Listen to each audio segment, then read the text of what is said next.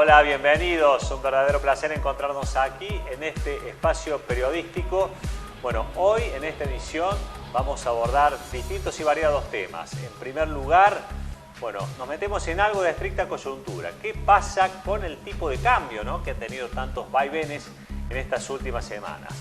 Conversamos con el economista Alejandro Pereira, docente e investigador de la Universidad Nacional de Villa María.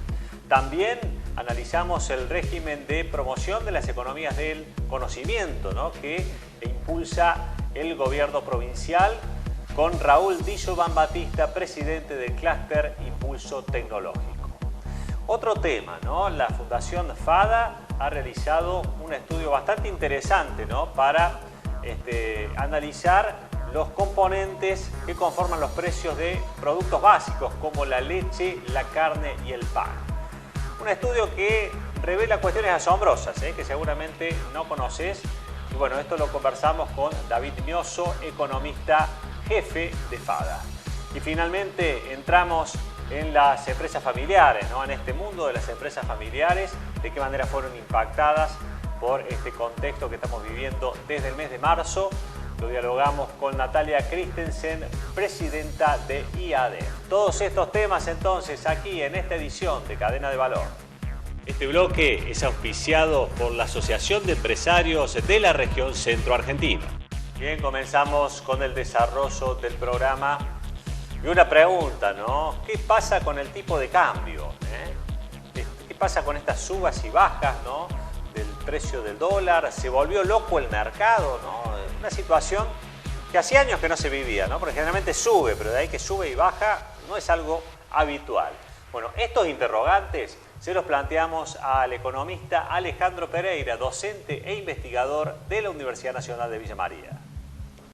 La explicación no es simple, o sea, no es un factor, no está condicionada solamente a un único factor. En realidad, uno podría decir que el tipo de cambio es el reflejo de la composición de las variables macroeconómicas. Si uno quisiera hacer una analogía, por ejemplo, sería la fiebre en un paciente. La fiebre es el reflejo de una infección, si uno quiere. Incluso uno, y esto me va a servir para poder avanzar después, uno puede controlar la fiebre sin eliminar la infección y eso puede generar fiebre posterior que vuelva a uno a tener una situación de malestar. Entonces aquí tenemos una situación más o menos similar, se mezclan varios aspectos. Algunos de esos aspectos es básicamente la configuración macroeconómica, otra es la configuración política.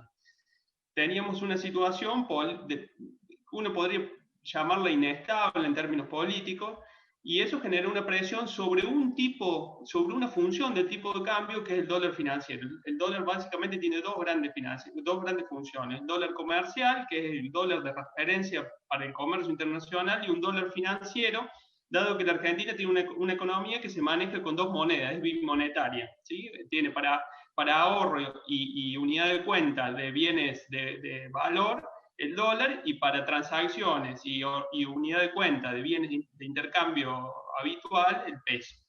Entonces eso configuró una situación, un conjunto de fundamentos que generaron ese salto en el dólar paralelo y el aumento de las brechas, ya sea con los dólares bolsa que vos mencionaste. Ahí hay una cuestión importante. Hace un par de días hace una semana me hicieron una nota, un medio de comunicación local también, y yo les decía que había que ser cautos con lo que uno observaba sobre la brecha. Había que esperar a ver los efectos de las políticas económicas. Fundamentalmente porque yo observaba que el gobierno contaba con instrumentos para intervenir en el mercado de cambio y acercar las dos puntas de la brecha, que sigue siendo importante, pero están mucho más cerca en relación a ese dólar de 200 que tuvimos anteriormente, ¿no? Y proponía ahí, de cierta forma, esperar.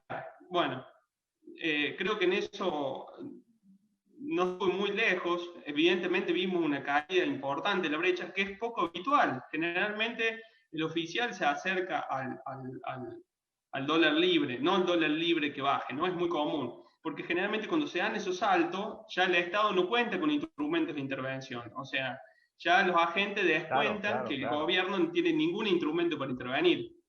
Yo suponía que el gobierno tenía instrumentos, que efectivamente lo fue usando y generaron esos efectos.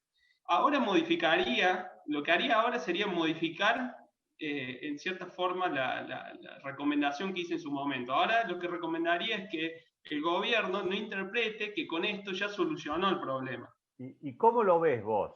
Más allá que vos decís, bueno, esto hay que interpretarlo de esta manera, pero en el seguimiento que vos hacés, digamos, de las decisiones, de las declaraciones que hacen los actores fundamentales, ¿qué es lo que te parece? ¿Hay una euforia porque se llegó a esto o se está pensando que justamente es un punto de partida? No he percibido todavía que exista una euforia sobre, yo creo que se interpreta la magnitud del problema. Me tranquiliza saber de que hay un ministro que puede utilizar, de acuerdo a lo que los manuales nos indican que tenemos que hacer, los instrumentos de política económica. Cuando el ministro dice en una situación, obviamente, de crisis como la pandemia, que necesita un nivel de gasto más alto, no dice necesito circunstancialmente un nivel de gasto más alto para afrontar esto y luego proponemos una forma para estabilizarlo en el tiempo, sino dice no me importa el nivel de gasto, vamos a tener todo el nivel de gasto que necesitemos. Bueno, paralelamente se empezaron a expandir las brechas. O sea, ese fue el mensaje al sector privado de nosotros vamos a utilizar toda la emisión monetaria que sea necesaria y eso el sector privado lo interpretó como el año que viene vas a tener un nivel de emisión monetaria estratosférica. Lo cual, lo que hubiese sido más razonable ahí, haber presentado la situación de forma tal de que uno en el tiempo pueda ver cómo esas variables convergen hacia una situación de normalidad, ¿no? No es la normalidad que vos tengas 8 puntos de déficit, no es la normalidad que monetices 8 puntos de déficit, o sea, para que la gente nos entienda, no es la normalidad que el Banco Central tenga que asistir al Tesoro en un tamaño de déficit de esta magnitud, ¿no? Entonces, eso generó miedos en el sector privado y eso generó esa apertura irracional, porque fíjate, te voy a comentar por qué lo considero que la apertura es irracional. Porque generalmente cuando la Argentina tuvo episodios de brecha muy alto, vos tenías un problema con el dólar financiero, pero tenías un problema con el dólar comercial. O sea, la Argentina tenía un dólar atrasado y tenía un déficit de balance comercial. No es el caso de la Argentina. Tenemos un tipo de cambio real competitivo y tenemos superávit en el sector externo. O sea, la balanza comercial es superavitaria. Con lo cual, ¿cuáles son las razones que explican esa brecha? Un punto de desconfianza puntual sobre el rumbo futuro de los que asumen esas variables.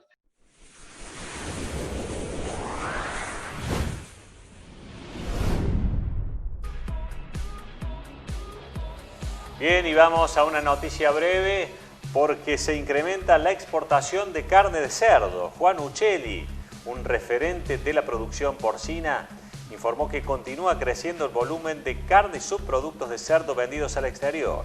En ese sentido, octubre cerró con 4.570 toneladas exportadas y en los primeros 10 meses del año las ventas externas se incrementaron casi un 70% frente a 2019. Según el referente, con inversiones en equipos de frío, el sector no tendría techo.